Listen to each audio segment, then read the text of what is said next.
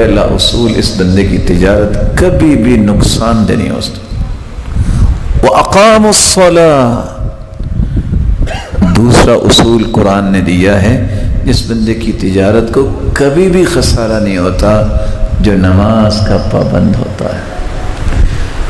Board of directors کی meeting ہوتی ہے تو بورڈ آف گورنرز کی میٹنگ جب عمر بلایا کرتے تو ایجنڈا شروع ہوتا تو پہلی شک ایجنڈے کی یہ ہوتی، ان اہم امورکم عندی الصلاۃ، مجھے یہ بتاؤ نماز پابندی سے پڑھتے ہو؟ اپنے اپنے معاشرے میں کیا رعایا کو نماز کی پابندی کرواتے ہو؟ پہلا سوال یہ ہوتا، اور ساتھ یہ سٹیٹمنٹ جاری کرتے، کیوں؟ من حافظ علیہا، من حفظها وحافظ علیہا فقد حفظ دینہ ومن ضیعها وهو لما سواه اضیع، جس نے نماز کی حفاظت کر لی اس نے صرف نماز نہیں اپنے پورے دین کی حفاظت کر لی، اور جس نے نماز کو ضائع کر دیا وہ کبھی بھی کوئی کام صحیح نہیں کر سکتا۔ وہ عبد الرحمن بن عوف بیچارے سارا کچھ تو مکے چھوڑ آئے، بیوی بچے مال و دولت، امیر ترین آدمی تھے، بس کچھ ساز و سامان جو ہاتھ میں لا سکے، مکھن کی ٹکیاں لے آئے۔ جب آئے تو اللہ کے رسول نے وہ مواخات قائم کر دی جس کو اخوت اور بھائی چارہ کہتے ہیں۔ صحابی نے کہہ دیا کہ اللہ کے رسول بس یہ میرے بھائی ہیں، آدھا مال ان کا۔ انہوں نے کہا اللہ جزاک اللہ خیر، میں نہیں لوں گا، دلنی علی السوق، مجھے بس بازار کی راہ دکھا دو، کہاں ہے بازار؟ چند دنوں میں اللہ نے پھر وارے نیارے کر دی۔ لوگوں نے کہا کہ آپ مٹی کا سودا کرتے ہیں، سونے کے بھاؤ بک جاتی ہے، وہ آپ کے پاس کیا اصول ہیں؟ کیا آپ کے پاس یہ راز ہے؟ ہم اس سے تو کوئی پوچھے نا آج کل کیا کر رہے ہو، کہتا ہو نہیں جی وہ لائنیں تو نہیں بتائی جاتی۔ تو انہوں نے کہا باقیوں کو ہی بلا لو، میں ان کو ہی بتا دیتا۔ تو انہوں نے جو 3 لائنیں بتائی تھی نا، ان میں سے پہلی بات یہ تھی، کہتے میں نے آج تک تجارت کی وجہ سے نماز نہیں چھوڑی۔ رجال لا تلہیہم تجارت ولا بیع عن ذکر اللہ وإقام الصلاة وإيتاء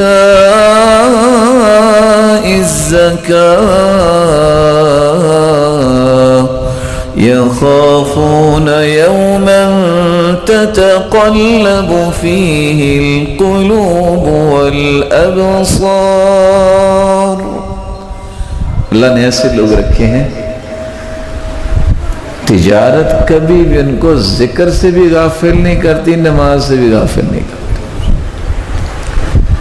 یار ایک چھوٹی سی بات میں آپ کی خدمت میں پیش کر دوں، وہ نماز کا ہی وقت تھا نا، کہتی عصر کی نماز تھی تو گھوڑے آئے سیدنا سلیمان کے پاس، ایسے ہی ہوا تھا جی، سنا ہے قصہ آپ نے؟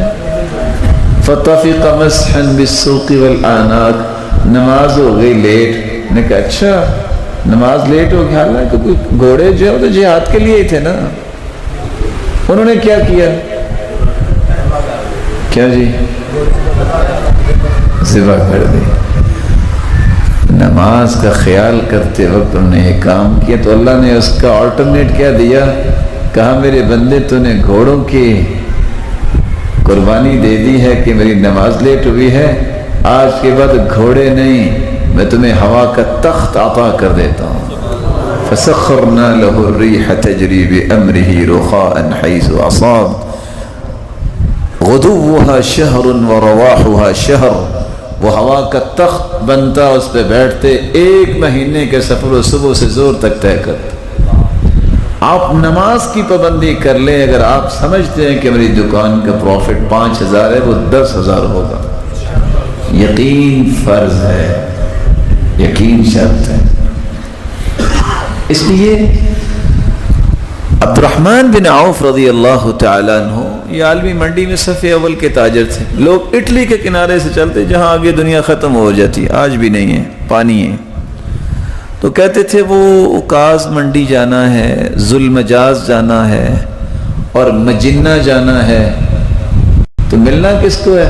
بس جا کے عبد الرحمن بن عوف اور عثمان کا نام پوچھ لینا، یہ دھوکہ کھا تو لیں گے لیکن دھوکہ دیں گے نہیں، یہ سچ بولیں گے۔ دوسرا انہوں نے راز یہ بتایا کہ جب سے اللہ نے مجھے سمجھ دیا نا، میں نے آج تک تجارت میں جھوٹ نہیں بولا۔ یہ تھوڑا سا مشکل کام نہیں ہے، لوگ کہتے ہیں کہ جھوٹ کے بغیر تو کام نہیں چلتا، بلکہ سچی بات ہے ہمیں تو کچھ پتہ ہی نہیں ہے، ہم تو ویسے ہی وہ مبتدی طلباء کی طرح کوئی بات استاد سے سن کے کر لیتے ہیں۔ وہ آج کل جھوٹ کی بھی نئی نئی قسمیں آ گئیں۔ بندہ اپنے آفس میں بیٹھا ہوگا، جی سر باس سے ملنا ہے، وہ اپنے چیئر پہ کھڑا ہو کے نا کہتے ہیں اس وقت باس اپنی سیٹ پہ نہیں ہے۔ کیا کمال کی یار فقاہت ہے، میں تو حیران رہ گیا کہ ایسی بھی چلاکی ہے کہ، لیکن یاد رکھنا من عاش بالمکری مات بالفقری، جو مکاری کر کے زندہ رہتا ہے وہ مرنے سے پہلے ایمان اور مال دونوں سے فقیر ہو چکا ہوتا ہے۔ المکر فی النار، مکاری کرنے والا اور دھوکے باز جو ہے یہ جہنم میں جائے گا۔ اور تیسرا عبد الرحمن بن عوف کہا کرتے تھے کہ میں نے کبھی نشہ نہیں کیا، سنت سمجھ کے تجارت کرتا ہوں، کبھی پریشانی نہیں ہوئی۔ میں نے جانور جب بھی خریدے تو 3 دن سے زیادہ اپنے پاس نہیں رکھتا۔ ایک دن میں نے 1000 اونٹ خرید بیٹھا، کوئی بندہ ہی نہیں آیا، 3 دن گزر گئے۔ اور میں نے ایک شخص آیا، اس نے کہا اچھا جتنے کا مال تم نے خریدا نا اتنے کا مجھے دے دو۔ میں نے کہا اٹھاؤ، لیکن اللہ نے عقل دی تھی۔ میں نے کہا اچھا سنو، یہ رسی میں نے اتارنی ہے، تو 1000 اونٹ کی رسی اتاری، ایک ایک رسی 1 درہم کی بیچ کے 1000 کا پروفٹ وہاں سے بھی آ گیا۔ ہم لوگ اتنے بیچارے سیانے لوگ ہیں کہ وہ کھل بنولا رکھ لیتے ہیں کہ چلو 2.5 سال تک اس کو رکھیں، جب پتہ چلے گا کہ کسی کی بھینس دودھ نہیں دیتی، مہنگی بھی خریدیں گے، وہ 2.5 سال کے بعد آدھی قیمت کی ہوئی ہوتی ہے۔ پھر کوئی پڑا ہوتا ہے کارڈیالوجی میں، پھر کوئی کہاں پڑا ہوتا ہے، نہیں کو ملتا تو حضرت مفتی صاحب کے پاس آ جاتے ہیں، پھر دامی کر دو، ڈاکٹر نے تو جواب دے دیا۔ لا يحتکر الا خاطئ، حدیث کہتی ہے گنہگار انسان ہے جو اس طرح ذخیرہ اندوزی کرتا ہے۔ وہ امت کو ضرورت ہے اس سامان کی، اور وہ صرف اپنا مال اور ریٹ بڑھانے کے لیے ذخیرہ کرتے، یہ گناہ ہے، تو ظلم ہے معاشرے کے ساتھ۔ اس لیے اللہ عز و جلال سے دعا کیا کریں، یا اللہ حلال دے، پاکیزہ دے اور وافر دے کہ یہ حرام کے بارے میں کبھی سوچے ہی نہ۔ بھی اللہ سے مانگ رہے ہیں، ہم کسی سے نہیں مانگ رہے، اور اللہ کے رسول کا فرمان ہے جب اللہ سے مانگو خوب سیر ہو کے مانگو، اس سے بڑا کوئی دینے والا نہیں۔ نماز کی جو پابندی کرتا ہے میرے بھائی، اس کی کبھی بھی تجارت خسارے میں نہیں ہوتی۔ آپ کتابیں کھول کے دیکھیے، آج تو بادشاہ لوگ ہیں نا کہ 22.5 کروڑ عوام ہے اس پاکستان میں، تو کتنے کروڑ نمازی ہیں؟ اب بولے نہیں ہیں۔ اور دعویٰ کیا ہے کہ جتنی رحمتیں نا سعودیہ کی بھی اور باقی دنیا کی پاکستان میں آنی چاہیے، اور نماز کتنے پڑھتے ہیں؟